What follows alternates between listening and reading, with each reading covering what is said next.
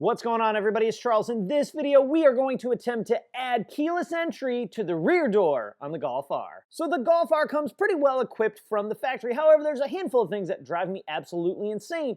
And this one comes from a place of pure and utter laziness on my part. And that's having keyless access to the rear doors just like the front. On the front doors, all you have to do is you touch the handle and the car will unlock, as long as you have your key close by.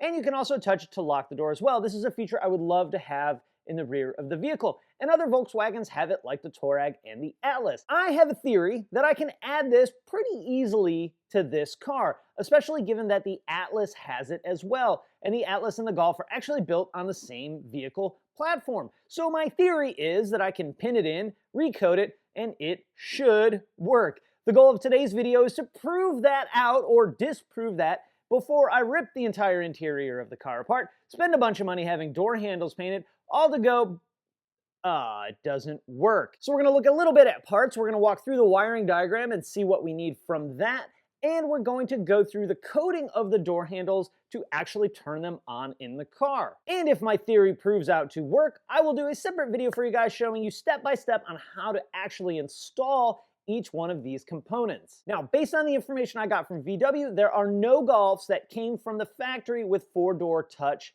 handles. That's in the entire world. So we had to be a little bit creative. Again, the Atlas is built on the same platform, so it's a perfect place to start. What I did was I compared the part numbers for a non-Kessie car Golf, front handles and rear door handles. Thankfully, the front handles per side and the rear handles are the same part number. So the right front door and the right rear door actually have the same handle. This says to me that the Kessie handle should be exactly the same.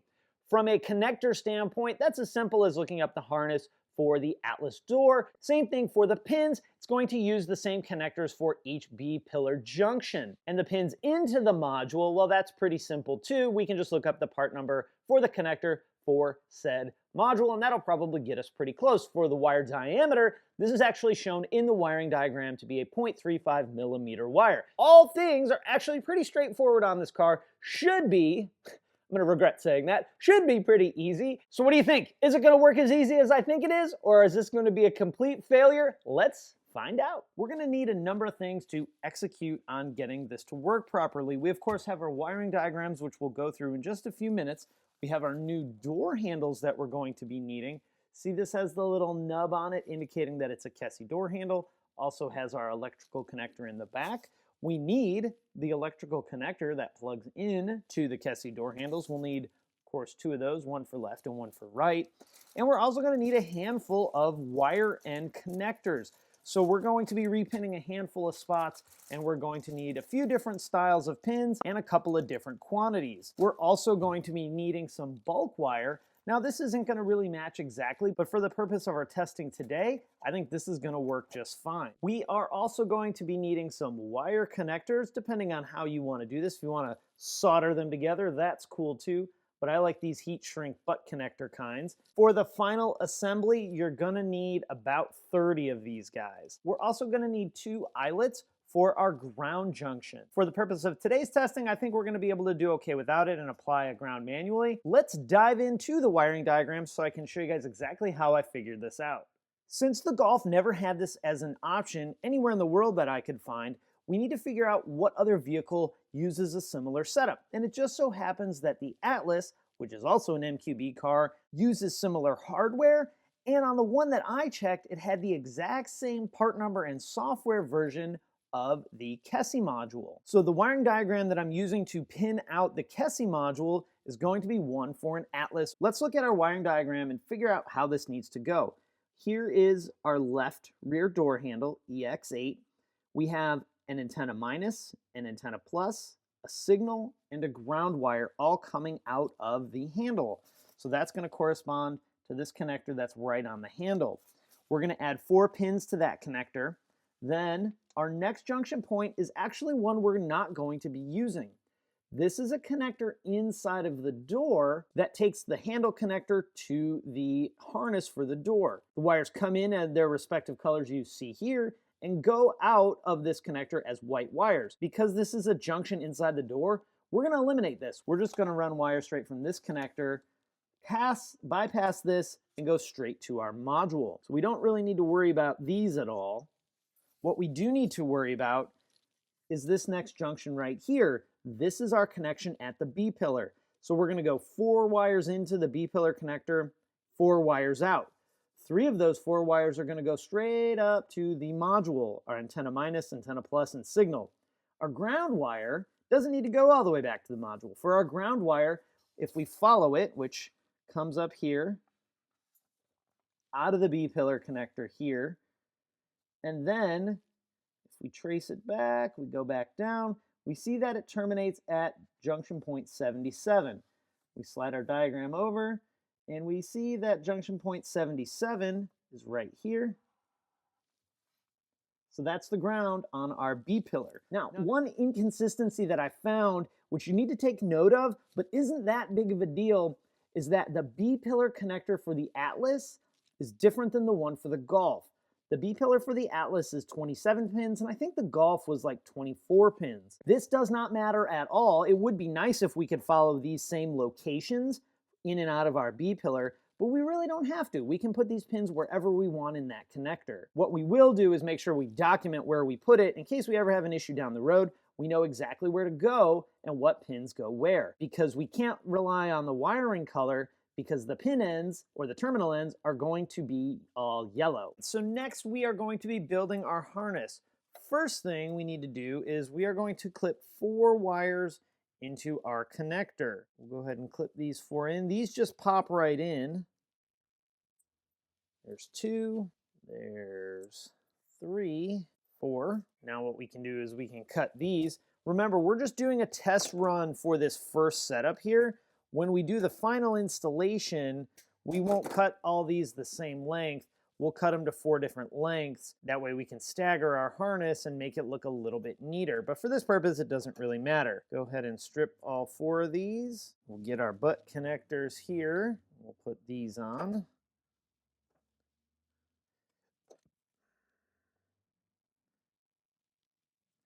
Okay. Now we're going to add some length to these 4 wires. The reason this isn't long enough is we need to actually have the handle outside of the car to properly test it. Now, our wiring connector is labeled pretty decently right here on the face. You can see 1, 2, 3, and 4. Now, what I went ahead and did was use my Dymo labeler and printed a couple of little flags so that we can identify which wire goes to which terminal a little bit easier and a little bit quicker. We don't have to worry about switching numbers or connectors around. Now, we're going to extend these wires next. As far as the color goes, it does not matter one bit. But I want to make this easy on my life. Since I have multiple colors, let's try and sort of match as best we can. So we have a green-blue wire. We use green for that. We have a white-blue wire. We use blue for that. We have a red-black wire. We'll use red for that. And we have a ground wire, which is typically brown. Let's use white for that one. So pin 1, we're going to use our green wire. Now we want the wires that we cut to length to be pretty long. That way we have plenty of space, and we're going to need to pull this outside the car, so we want to make things a little easier on us. Pin 4 is going to be our blue wire. Okay. Pin 3 is going to be our red wire, which leaves pin 2 as our ground wire. So now we got the first part of our harness done. We need to take all these wires, stretch them out long enough, and then we need to put the pins for our module on the other side. Now, even up till this point, it doesn't really matter which pin goes where, as long as we don't put one in the white one. And even if we did that, we wouldn't really be harming anything. So let's go ahead and just crimp these anywhere. This will only make a difference when we get it to the module. Here's 2 and 3.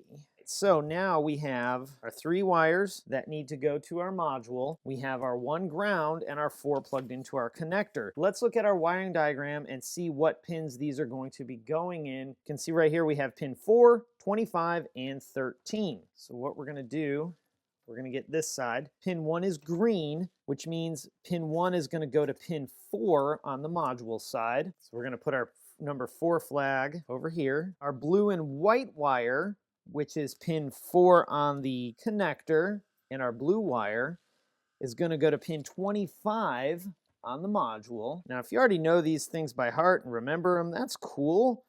But I like to take the extra step to prevent myself from screwing something up if I can possibly do that, which is why we are labeling these guys like this. That leaves our red and black wire, which was pin 3 coming out of the connector, is going to be pin 13 going into the module. Then of course our final pin will be our ground wire. So we're gonna peel off some of here. Now this giant bundle of mess is our new wiring harness. Let's go ahead and get it in the car. So our KESI module is located underneath the dash right behind the glove box. What we can do is we can pull this tab out. This one just pulls right out. Some of the older ones you had to twist out. And now we can remove this cover, or at least just pull it back out of the way. And our KESI module is going to be right up here. Once you have that cover down, we can get our module. This is it right up here, pretty much all the way to the passenger side. And what we're going to do is we're going to pull the module away a little bit towards the passenger side right here, and then it just slides right out.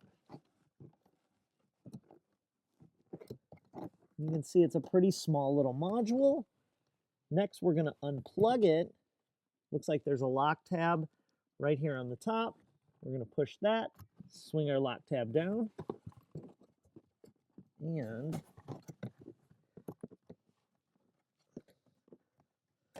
we can go ahead and pull our connector away. Here's what that connector looks like for our module, and then here's the connector we're going to be repinning. You can see that our connector is numbered. We have 1 through 10, 11 through 20, 21 through 30, and 31 through 40. We're going to need to add pins to pin 4, 25, and 13. All right, so we need to separate these two connectors from this main connector. If we look, we can see this gray square here. That's a lock, and then the release is right here. The best way I've found to remove that is to pry this down a little bit with a pocket screwdriver and then push the connector out.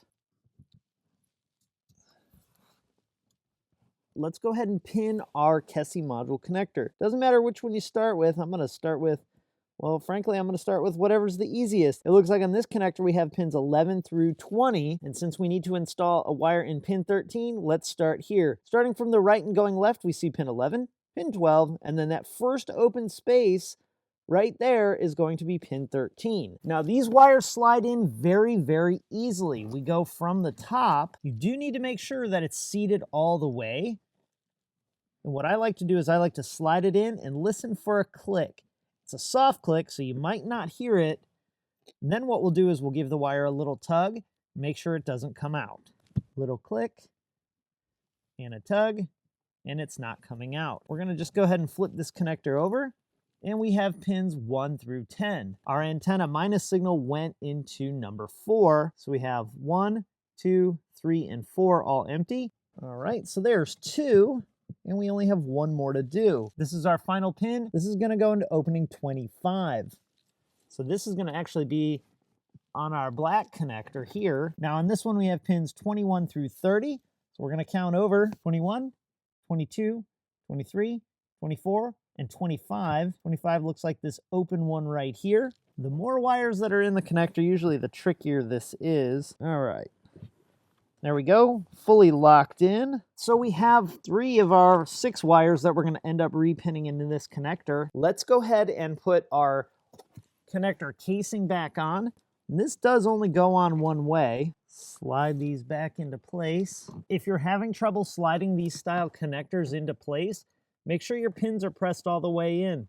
Sometimes if the pins aren't pressed all the way in, you won't be able to slide those into place. Now let's go ahead and plug our KESI module back in. We can just kind of leave this all hanging here while we do our testing. Before we can do any testing on this handle, we actually have to turn it on inside of the car. So let's go into VCDS and go into our gateway installation list.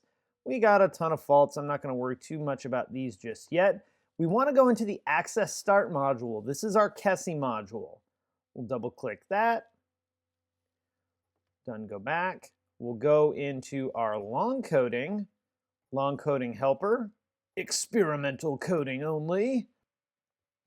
Now we see activation of KESI door handle driver's door. 0 is not installed, 1 is installed. Same thing for our passenger door. So we're going to turn on the left rear door and the right rear door. Another way we could have somewhat seen if our module was capable of having these rear door handles is to go into the coding and turn them on, if they're even there, turn them on, and then see if we get fault codes, because if they're not plugged in, you should get a fault. We're just gonna go through and see what else we have. Passive entry, left rear door handle not active, passive entry, right rear door not active. So look at our driver's door and our passenger front door are not checked. I'm gonna go ahead and uncheck these as well. The other one that we see is passenger exit driver's door handle not active, not active.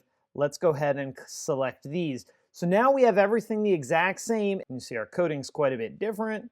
We'll do it. Coding accepted, awesome. See if we got any faults. Go double check again. It may not do it till a key cycle. Got the key in my pocket. When I touch that little strip right there, it should lock the car. It doesn't. Doesn't. Okay, why doesn't it lock the car? On the first go round, it didn't work, and I did a little bit of digging, double checked all my wiring and everything like that. Found out that the reason it didn't work, we had everything right, we had it coded right, we had it wired right. I had a bad ground connection, so I fixed that, and now it's the moment of truth. Lock. And unlock. And I'm standing probably 2.5 feet away from the door, standing right in line with it, so we shouldn't really need to add another sensor or anything like that. Let's double check it one more time. Lock.